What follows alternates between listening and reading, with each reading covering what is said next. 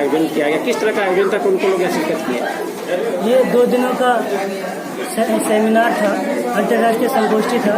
तो ये सेमिनार में दूर दूर से लोग आए थे। 13-14 तारीख को ये प्रोग्राम का आयोजन किया गया और ये सेमिनार जो है दूर जैसे सफदर इमाम कादरी डायरेक्टर सफदर बज़्म सदक़ उनके और पीपुल्स कॉलेज के समर्थन से ये आयोजन हुआ और ये कामयाब रहा। इस सेमिनार में जो क्या क्या चीज़ बताया गया जो लोगों के ध्यान में? इसमें गज़नफ़र निस्फ़ सदी का किस्सा, गज़नफ़र साहब की जीवनी, उनकी नावलों के बारे में बातें की गई और उनके बारे में उनकी अदबी तख्लीक़ को बताया गया। आप अपना परिचय दे देंगे? मोहम्मद इनायतुल्लाह। इस कॉलेज की क्या है? Mohammad Inayatullah municipal people's college Araria. ये बताइए कि 2 दिवसीय अंतर्राष्ट्रीय सेमिनार का आयोजन किया गया, किस तरह का सेमिनार था, कैसा क्या लगा सेमिनार? जी बिल्कुल, बताने में मुझे बहुत प्रसन्नता हो रही है कि बहुत ही सफल रहा आज का ये कार्यक्रम। जबकि ये 2 दिवसीय सेमिनार था और ये इंटरनेशनल सेमिनार था जो अररिया में पहली बार हुआ था, जिसमें यहाँ के जो भी गणमान्य लोग थे सभी करीब इसमें नजर आए और सभी ने योगदान दिया, आया सपोर्ट किया। और ये एक तरह से उर्दू की तरक्की के लिए बहुत ही अच्छा है। इस तरह का कार्यक्रम का आयोजन होना यहाँ के लिए बहुत ही आवश्यक भी था और बहुत अच्छा रहा। क्या नाम हुआ? मुकर्रम आफाकी। ये एक दिन में नामुश्किल है या नामुमकिन है ये कह लीजिए, लेकिन फिर भी उनके साथ मैंने जितनी ज़िंदगी गुजारी है उस पर कुछ चीज़ें मैं आपके सामने उनकी ज़िंदगी के तजुर्बात को बयान करूँगा।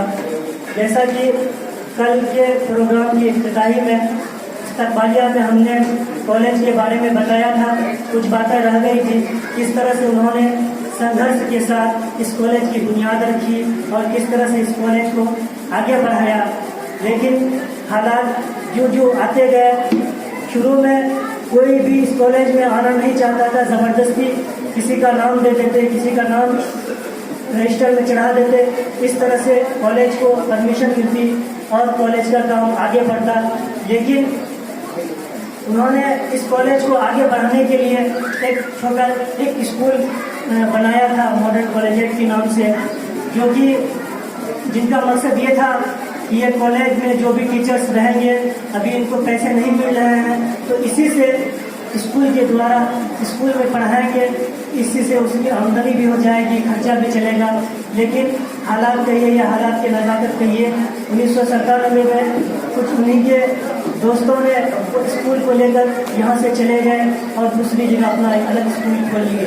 उनकी ज़िंदगी का एक बहुत बड़ा ये हादसा था और ये वो फिर भी लेकिन वो हिम्मत नहीं हारे।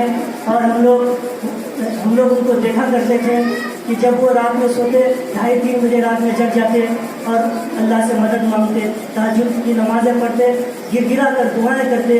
और हमने उनकी ज़िंदगी में सबसे बड़ी चीज़ हमने ये पाया कि वो जो भी मांगते सिर्फ अल्लाह से मांगते, किसी के सामने नहीं झुकते, उनके किसी बंदे के सामने नहीं झुकते, चाहे वो सरकार की तरफ से आदमी हो या यूनिवर्सिटी की तरफ से कोई भी आदमी हो। झुकने का काम उन्होंने नहीं किया है। अगर उन्होंने दुआ मांगी है या किसी के सामने झुका है तो सिर्फ खुदा के सामने झुका है और बहुत गिरा के उन्होंने दुआएं मांगी हैं। और वो जब भी यहाँ पे आते थे तो एक उनके अंदर शौक और जज्बा रहता था, एक तड़प रहती थी कि किस तरह से मैं अपने इस कॉलेज को आगे बढ़ाऊं। इस कॉलेज को खोलने का मकसद समाज में तालीम देना, समाज को आगे बढ़ाना, क्योंकि सीमांचल का इलाका बिल्कुल पिछड़ा और पसमानदा इलाका है। और सबसे पहली बात यह है कि वो जब इस कॉलेज की बुनियाद रखे थे, उनके मन में ये भावना अलीगढ़ यूनिवर्सिटी जाकर के जागी। अलीगढ़ यूनिवर्सिटी को उन्होंने देखा तो उनके भी मन में ये आया कि इस तरह के कॉलेजेस हम भी अपने मन में हम भी अपने इलाके में खोले। हत्ता कि उन्होंने यूनिवर्सिटी का भी ख्वाब देखा था, उसका नाम उन्होंने AMU भी रखा था, यानी अररिया मुस्लिम यूनिवर्सिटी के नाम से। जिस तरह से ये चीज़ें मैं उनके मुंह से नहीं सुना, बल्कि उनकी डायरियों को चेक करता रहता था मैं कभी कभार बीच में उनकी ज़िंदगी में, तो उस पर लिखी हुई चीज़ें मुझे मिली थी। और इसके अलावा हालात से वो जूझते रहे और लोगों ने उनको काफ़ी परेशान किया। कभी उनको पागल कहते, कभी उनको दीवाना कहते, लेकिन वो घबराते नहीं। यहाँ तक कि 5 में जब उनको परमानेंट एफिलिएशन नहीं मिला था तो वो कुछ कागजात एडमिट कार्ड वगैरह स्टूडेंट के रुक गए थे, तो डीसी साहब उन्होंने रुकवा दिया था या उनके पिरानी ने लेटर को दबा दिया था, जिसकी वजह से स्टूडेंट 150 स्टूडेंट कम से कम डिप्रेशन में आ गए थे, यहाँ पे तोड़ फोड़ करने लगे थे। और उस वक्त मैं लखनऊ में पढ़ता था, वालिद साहब मेरे साथ में थे, मैं एक ऑटो में सफ़र कर रहा था, तो उसी दरमियान उनके पास एक फ़ोन आया किसी स्टूडेंट का, कहा कि आप कहाँ पे हैं? उन्होंने कहा मैं लखनऊ में हूँ। तो वो कहने लगे आप झूठ बोल रहे हैं, आपको मैं गोली से उड़ा दूंगा। इस तरह के हालात उनके सामने आए, लेकिन वो हिम्मत नहीं हारे और कॉलेज को आगे बढ़ाते रहे, यहाँ तक कि उसी मरहले में उनको हार्ट अटैक आया और वो बेहोश हो गए। यूनिवर्सिटी के भी कई ऑफिसर घबरा गए, उनको अस्पताल में लेकर गए और उन्होंने ये ठान लिया अब मुझे कॉलेज नहीं चलाना है। इत्तफाक कह लीजिए या अल्लाह को जो मंजूर था, पटना में वो ठहरे हुए थे, लोगों ने उनको समझाया, बहुत समझाया, लेकिन फिर भी वो हिम्मत को हारे नहीं, बल्कि ये सोचे कि नहीं अब इन लोगों के समझाने पर मैं ये सोचूंगा कि नहीं इस कॉलेज को मुझे आगे बढ़ाना ही है। तो बहरहाल वो भी हिम्मतवर आदमी थे, ताकतवर थे और दिल उनका बहुत ही मजबूत था। उन्होंने तुरंत इस वाक़े को प्रधानमंत्री, मुख्यमंत्री से लेकर प्रधानमंत्री, शिक्षा मंत्री सबको लिखा। इसमें यूनिवर्सिटी के कई ऑफिसर भी सस्पेंड किए गए और 2007 में इस कॉलेज को परमानेंट एफिलिएशन मिली। इस तरह से कॉलेज आगे बढ़ता रहा। मैक से ऐलान कराया कि इस कॉलेज को परमानेंट एफिलिएशन मिला। यहाँ तक कि घरों में जा करके, पहले तो साइकिल से थे, वो साइकिल से चलाते थे, घरों में जा करके वो फॉर्म भरते थे, खुशामद करके बताते थे कि एफिलिएशन मिल गया है। और भी जो भी लोग थे उनके साथ, वो भी साथ उनको देते रहे। और उसके बाद जब उनकी गजाजमत के लिए, उससे भी अगर ये इस्लाम नगर इलाका है, शिवपुरी मोहल्ला है पास में, वहाँ पे जाते उनकी गाड़ी की आवाज़ सुन करके लोग कह देते आ गया पागल, ये फॉर्म भराएगा या कुछ करेगा या कॉलेज की बातें करेगा। लेकिन वो तानों को सुनते रहे, परेशान होते रहे। लेकिन इस वाक़या के साथ साथ मैंने यहाँ तक देखा कि जब उनको अपने ही रिश्ते दूसरे लोग काम करके, अपना रिश्तेदार उनके सामने खड़ा रहता, लेकिन वो तक नहीं कहता कि आप क्यों इनको उल्टी सीधी बातें कर रहे हैं। इन हालातों से इस तरह के बहुत सारे हालात आए जिसको मैं चंद लम्हों में तस्करा नहीं कर सकता हूँ। लेकिन इसके साथ साथ एक बड़ा वाक़या जो उनके 2012 में उनके साथ आया, वो यूनिवर्सिटी से आ रहे थे, गांधीगंज के करीब बस पलट गई, सीने की 3-4 हड्डियाँ टूट गई और उनके हाथ की हड्डी भी खिसक गई थी। और उसी वक्त में उन्होंने किसी के जरिए बताया कि यहाँ पे मेरा एक्सीडेंट हो गया। और उनका जो अटैची वो साथ में रखते थे, वो अपनी नज़रों से देख रहे हैं कि वो अटैची लेके मेरा कोई भाग रहा है, लेकिन उनकी हिम्मत नहीं थी वो उनको रोक सके। बहरहाल घर के अपराध यहाँ से गए, उनकी अटैची वहाँ से लाया और उनको लाया और यहाँ पर उनका इलाज हुआ। पटना में गए, पटना में इलाज हुआ।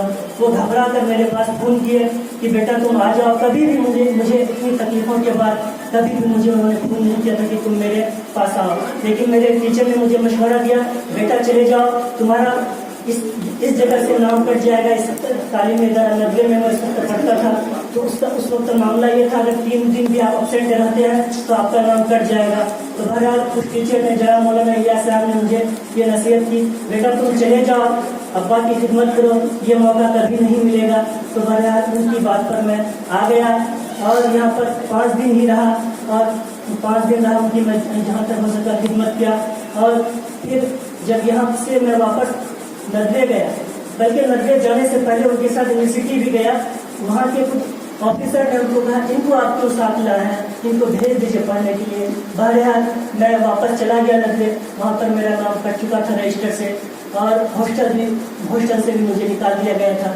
लेकिन अब्बा वहाँ पे जो बड़े उस्ताद शेखुल हदीस मौलाना ज़करिया संभली साहब थे, उन्होंने बाकायदा मेरी सिफारिश की और कहा कि ये बच्चा को मैं जानता हूँ और इनका दाखिला रखा जाए और इनको पढ़ने का मौका दिया। उस वक्त मैं फजीलत कर रहा था आलिमियत के बाद।